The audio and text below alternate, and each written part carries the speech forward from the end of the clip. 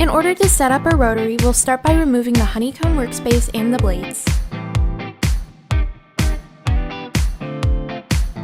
This is so we can fit the rotary in the laser and line it up with the grooves. Then we can plug the rotary's cord into the machine.